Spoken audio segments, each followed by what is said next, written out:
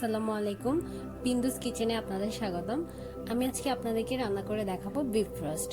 তার আগে অবশ্যই আমার চ্যানেলটিকে সাবস্ক্রাইব করবেন এবং ধৈর্য ধরে পুরো ভিডিওটি দেখবেন। ধন্যবাদ। চলে যাচ্ছি মূল রান্নায়। আমি এখানে নিয়ে নিয়েছি 250 গ্রাম গরুর মাংস। আমি এতে অ্যাড করব 1 টেবিল চামচ রসুন বাটা, 1 টেবিল চামচ আদা বাটা, 1 টেবিল চামচ জিরে গুঁড়া, 1 টেবিল চামচ লাল মরিচের গুঁড়া, হাফ টেবিল চামচ হলুদ গুঁড়া, স্বাদ মতো লবণ,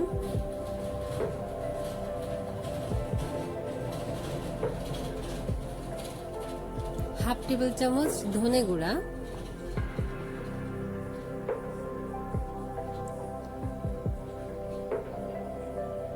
3 টেবিল চামচ সয়াবিন তেল,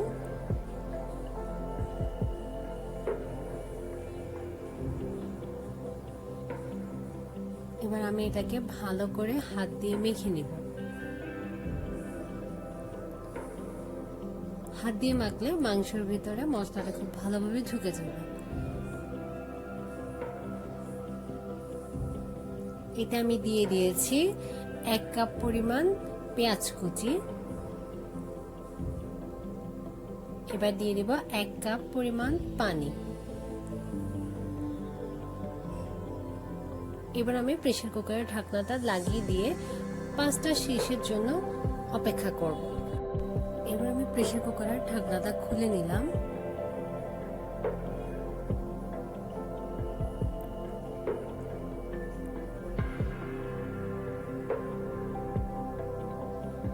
মাংসটা খুব ভালোভাবে রান্না হয়ে গেছে।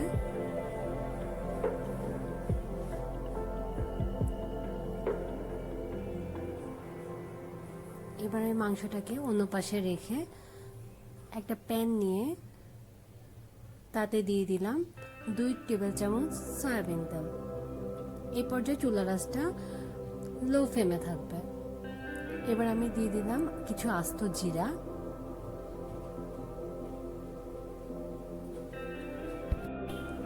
এবার আমি এখানে দিব 2টো শুকনো মরিচ। এগুলোকে ভালো করে নেড়ে চেড়ে নিয়ে এতে দিয়ে দিব কিছু রসুন কুচি,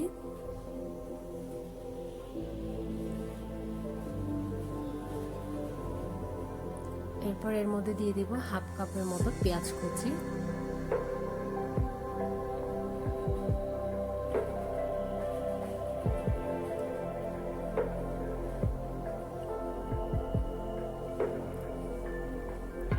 দিয়ে দিব কিছু ফালি করে কাটা কাঁচামরিচ। কেউ চাইলে আস্ত কাঁচামরিচও দিতে পারে।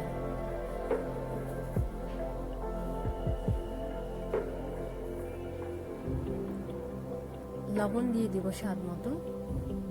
দিয়ে দিব কিছু ধনে গুঁড়া 1 চা চামচের মতো। দিয়ে দিব হলুদ গুঁড়া 1 চা চামচ। দিয়ে দিব চিলি পাউডার 1 চা চামচ। কেউ চাইলে চিলি পাউডারটা না দিতে পারেন, যারা ঝাল খেতে পছন্দ করেন না, একটু কম ঝাল খান, তারা এক্ষেত্রে ঝালটা একটু কমিয়ে দিতে পারেন। দিয়ে দিব 1 চা চামচ গরম মশলা। এই গরম মশলাটা আমার বাসায় বানানো, এর ভিডিওটা আমি একদিন আপনাদের জন্য করে দেখাবো। এবার এতে দিয়ে দিব আমি রান্না করা গরুর মাংস। আস্তে আস্তে আমি পুরো মাংসটা প্যানে ঢেলে দিয়েছি। এবার আমি এটাকে ভালো করে নেড়ে চেড়ে ঢাকনা দিয়ে দেব। 5 মিনিটের জন্য ঢাকনাটা আমি দিয়ে দিব।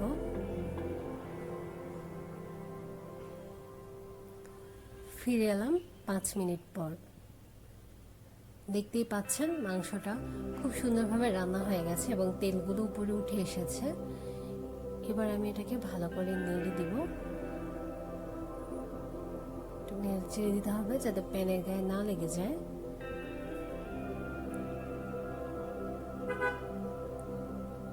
এবার আমি এতে অ্যাড করব 1 কাপ পরিমাণ নারকেলের দুধ। নারকেলের দুধ দিয়ে এটাকে আমি আরো 2 থেকে 3 মিনিট রান্না করব। ভালো করে নারকেলের দুধটাকে এর মধ্যে মিক্স করে দিব। খুব সুন্দর করে এপিট ওপিট করে নেড়ে দিতে হবে যাতে মাংসের মধ্যে নারকেল দুধটা ভালোভাবে মিশে যায়।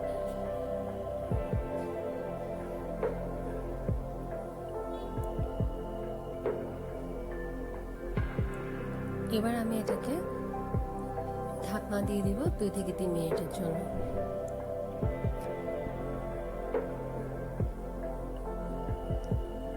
ফিরে এলাম 3 মিনিট পর। আমার মাংসটা হয়ে গিয়েছে। এবার আমি এটাকে সার্ভ করব। এটা সার্ভের জন্য পুরোপুরি রেডি। এই মাংসটা আপনারা ভাত কিংবা রুটির সাথে খেতে পারেন। এটা ভাত কিংবা রুটির সাথে খেতে অসম্ভব ভালো লাগবে। এটাকে এবার আমি সার্ভিং বলে নিয়ে নিব।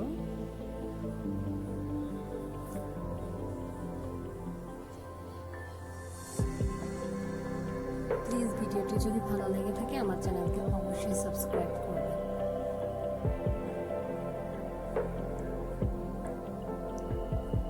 লাইক শেয়ার কমেন্ট করতে ভুলবেন না। আর আপনারা বাসায় অবশ্যই এই রেসিপিটি ট্রাই করবেন। ট্রাই করে আমাকে জানাবেন কেমন হয়েছে।